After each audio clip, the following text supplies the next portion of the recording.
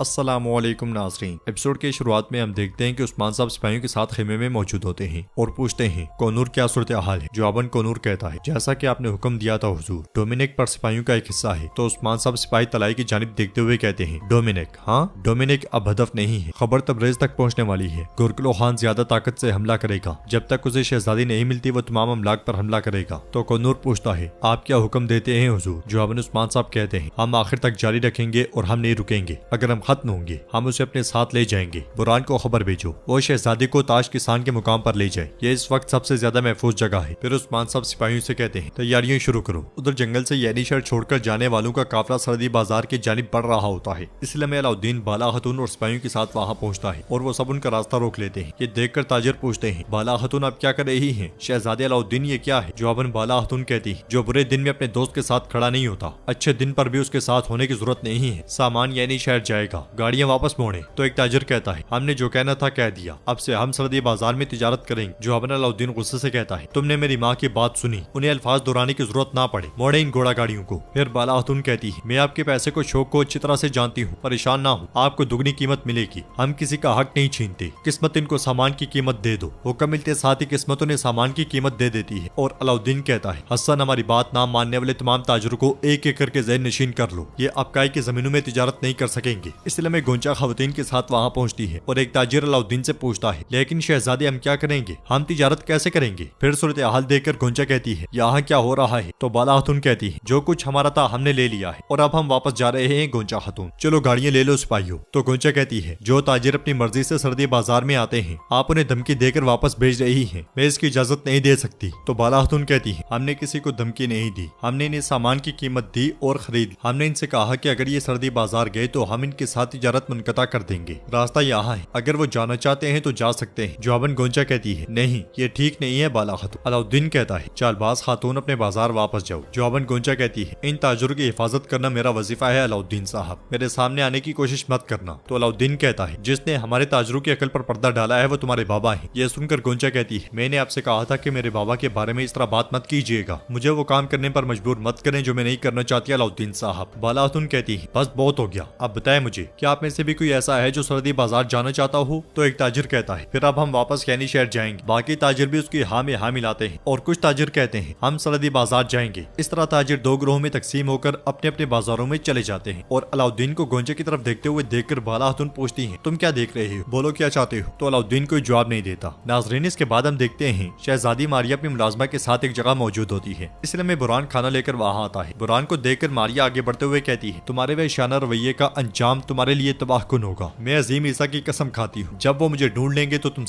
मैं तुम सबकी जाने लूंगी और देखकर लुत्फ उठाऊंगी। तो बुरान कहता है अगर हम ना चाहें तो कोई तुम्हें तलाश नहीं कर सकता, इस बारे में भूल जाओ, अपनी सांसें फजूल में जाया मत करो शहजादी। तो शहजादी कहती है तुम्हारी आंखों में खौफ साथ दिखाई दे रहा है तुर, मुझे यकीन है कि गुरकलो खान मुझ तक पहुंचने वाला है, वरना हम बार बार जगह क्यों तब्दील करते? ये सुनकर बुरान कहता है जगह तब्दील करने से सुकून मिलता है, जगह बदलने से सुकून मिलता है, इसके अलावा और क्या वजह हो सकती है जगह बदलने की? तुम्हें भूख लगी होगी, खाना खा लो। तो मारिया इंकार करते हुए कहती है मैं नहीं खाऊंगी, मैं तुम्हारा खाना खाने के बजाय इज्जत से मरना पसंद करूंगी। इसलिए में एक सिपाही वहाँ पे आकर उस्मान साहब का फरमान बुरान को देता है, जिसे पढ़ने के बाद बुरान मुस्कुरा देता है और कहता है चलो शहजादी हम यहाँ से निकलेंगे। नाज़रीन इसके बाद हम देखते हैं कि तलाई उस्मान साहब की करारगाह से निकलने के बाद मखसूस आवाज निकालता है और उसके बाद खबर तीर के साथ लगाकर तीर छोड़ देता है और फिर जैसे ही पलटता है तो उस्मान साहब का जोरदार थप्पड़ उसके मुंह पर होता है। उस्मान साहब उससे कहते हैं मैं जो भी कदम उठाऊंगा तुम गुरकलो खान को बताओगे, हाँ जब मैं जाऊंगा तो तुम मुझे फंसाओगे, हाँ? तो तलाई हंसते हुए कहता है उस्मान तो तुमने अपनी आंखें खोल लेकिन बहुत देर हो चुकी है, गुरकलो खान शहजादी के बारे में जानता है लेकिन तुम अब मरोगे। ये कहते साथ ही वो उस्मान साहब पर हमलावर होता है, मगर उस्मान साहब उसके हमले को नाकाम बनाकर एक बार फिर उसे जमीन पर पटक देते हैं और कहते हैं मेरी तरफ देखो, मैं तुम्हारे बारे में शुरू से जानता था लेकिन वो तुम हो जो अब मुझे गुरकलो खान तक पहुंचाओगे। तो तलाई कहता है शहजादी क्या वो एक जाल था? जवाबन उस्मान साहब कहते हैं अब वो शहजादी के पास नहीं बल्कि अपनी मौत के पास जाएगा, इसे ऊपर उठाओ सिपाहियों। ये सुनते साथ ही सिपाही उस्मान साहब के सामने उसे खड़ा कर देते हैं और उस्मान साहब तलवार उसके पेट से आर पार कर देते हैं। फिर कहते हैं मैं पूरी मजबूती से रियासत के क्याम की तरफ कदम उठाऊंगा लेकिन तुम जैसे जालिम, तुम जैसे गद्दार हमेशा मेरे रास्ते पर मेरे पैरों तले कुचलते रहोगे। उस्मान साहब तलवार पूरी तरह से उसके पेट में घोंपने के बाद खून से लाल तलवार बाहर निकाल लेते हैं और कहते हैं इस मकसद की खातिर मैं अपने खिलाफ खड़े होने वाले किसी को भी माफ नहीं करूंगा, चाहे वो कोई भी हो, बल्कि मैं उसे कुचलकर आगे बढ़ जाऊंगा। गुरकलो खान के लिए इस कुत्ते को तैयार करो सिपाहियों। नाज़रीन इसके बाद हम देखते हैं कि जंगल में गोंचा गोलचा के साथ आगे बढ़ रही होती है। इसलिए मैं अलाउद्दीन को पीछे आता हुआ देखकर गोलचा गोंचा से कहती है, मैं इन लोगों के साथ आगे बढ़ती हूँ और इनका मुंह बंद करना भी जानती हूँ। ये कहते साथ ही गोलचा ताजरों को लेकर आगे बढ़ जाती है। कुछ देर के बाद अलाउद्दीन गोंचा के पास पहुंच जाता है। उसे देखकर गोंचा कहती है, तुम मुझे मुश्किल में डाल रहे हो। तो अलाउद्दीन कहता है, जो देखता है देख ले, सुनता है सुन ले, मुझे अब तुम्हारे सिवा किसी की परवाह नहीं है। तो गोंचा कहती है, मदरसे वाले मेरी माँ ने मेरे बाबा और भाई को तुम्हारे बारे में बताया। तो अलाउद्दीन पूछता है, क्या उन्होंने तुम्हें कुछ कहा? जवाबन गोंचा कहती है, नहीं, माँ ने उनको ये नहीं बताया कि उन्होंने हमें एक साथ देखा है। अलाउद्दीन कहता है, ठीक है फिर कोई मसला नहीं है, मैं सिर्फ एक चीज से डरता हूँ, तुम जैसी हसीना के मुंह से निकलने वाले अल्फाज से। चलो मुझे जवाब दो। तो गोंचा कहती है, यह बहुत मुश्किल है, मेरे भाई ने जब तुम्हारा नाम सुना तो गुस्से से पागल हो गया। तो अलाउद्दीन कहता है, माफी चाहता हूँ, लेकिन मेहमद साहब हमेशा गुस्से में ही रहते हैं। चलो अब मुझे बताओ, क्या तुम्हारा दिल मेरे दिल के साथ धड़कता है? जवाबन गोंचा कहती है, मैं शुरू से ही किसी से ना डरने वाली गोंचा के नाम से मशहूर थी, क्या तुम जानते हो? और फिर तुम मेरी जिंदगी में आई, मैं अब डरने लगी हूँ। मेरे दिल और दिमाग मुसलसल खौफ में रहते हैं, इनमें हमेशा तुम्हारी याद समाई रहती है और मैं मुसलसल तुम्हारे बारे में फिक्रमंद रहती हूँ। अलाउद्दीन खुश होते हुए कहता है, तुम मुझे अपनी तलवार से नहीं बल्कि अपने अल्फाज से मार दोगी। तो गोंचा कहती है, जब से मैंने तुम्हें देखा है मेरा दिल सिर्फ तुम्हारे लिए ही धड़कता है अलाउद्दीन। गोंचा की बातें सुनने के बाद अलाउद्दीन बेहद खुश होता है और तलवार बेनियाम करते हुए अल्लाह अल्लाह अल्लाह कहता ही चला जाता है। उसे खुश देखकर गोंचा भी बहुत खुश होती है और जोर जोर से हंसती है। अलाउद्दीन उसके गिर्द घोड़ा घुमाने लग जाता है और गोंचा उसे मुसलसल पुरस्कून करने की कोशिश करती है। फिर अलाउद्दीन कहता है, मैं जल्दी से अपने बाबा से बात करूंगा, हम आकर तुम्हारे घर वालों से तुम्हारा हाथ मांगेंगे। उधर हम देखते हैं कि उरहान मुसलसल सिपाहियों के साथ ओलोफेरा को तलाश कर रहा होता है और एक जगह रुकते हुए कहता है, निशानात यहाँ खत्म होते हैं, फैल जाओ सिपाहियों, कोई जगह मत छोड़ना। फिर घोड़े से उतरकर परेशान होते हुए कहता है, ओलोफेरा तुम कहाँ हो? इसलिए मैं सिपाही खंजर लेकर उरहान के पास आता है। खंजर देखने के बाद उरहान कहता है, यह खंजर ओलोफेरा का है, सिपाहियों जल्दी करो। नाजरीन, इसके बाद हम देखते हैं मंगोल सिपाही होलोफेरा और आंद्रा को लेकर आगे बढ़ रहे होते हैं। इसलिए में उरहान सिपाहियों के साथ वहां पहुंचता है और दूर से ही होलोफेरा होलोफेरा पुकारता जाता है। उसकी आवाज सुनते साथ ही होलोफेरा एकदम से अपने मुंह से कपड़ा हटाती है और कहती है, उरहान मत आओ, ये एक जाल है। मगर तब तक उरहान और उसके सिपाही जाल में फंस चुके होते हैं और पत्तों के नीचे छुपे हुए मंगोल सिपाही चारों तरफ से बाहर आ जाते हैं। करजल ओसोन सामने आते हुए कहता है, उस्मान के बेटे, मुझे मालूम था कि तुम मेरे पीछे आओगे, हथियार डाल दो ताकि तुम्हारी जान और इस औरत की जान सलामत रहे। तो उरहान कहता है, तुम जैसे कुत्ते के सामने हथियार डालने के बजाय मैं मरना पसंद करूंगा। तो करजल ओसोन सिपाहियों से कहता है, नौकरों में उरहान को जिंदा चाहता हूँ, हमला। इसके साथ ही वहाँ पे लड़ाई शुरू हो जाती है। उरहान और उसके साथी डट कर मंगोलों का मुकाबला करते हैं। उसे लड़ता हुआ देखकर करजल ओसोन कहता है, उरहान तुम कभी पीछे नहीं हटोगे? हाँ।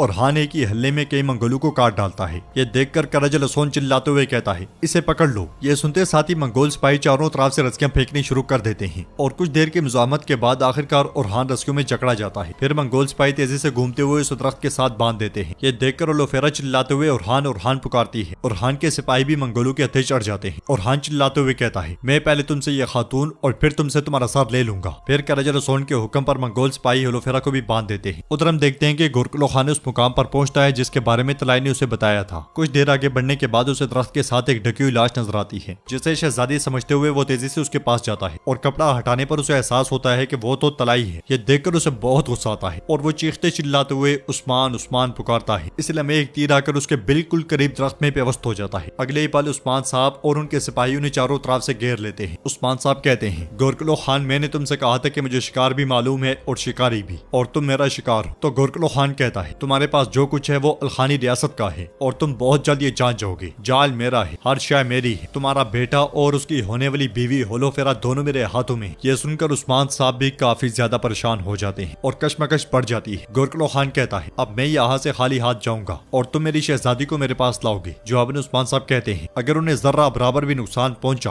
तो फिर तुम्हें इस सरजमीन में छुपने के लिए कोई जगह नहीं मिलेगी। और नाजरीन, इसके साथ ही एपिसोड इख्तिताम पजीर होती है। अगर आपको वीडियो पसंद आए तो वीडियो को लाइक करें, चैनल को सब्सक्राइब करें और बेल आइकन पर लाजमी से क्लिक कर दें। इंशाल्लाह मिलते हैं नेक्स्ट वीडियो में, तब तक के लिए रखें अपना और अपनों का बहुत ज्यादा ख्याल। अल्लाह निगहबान।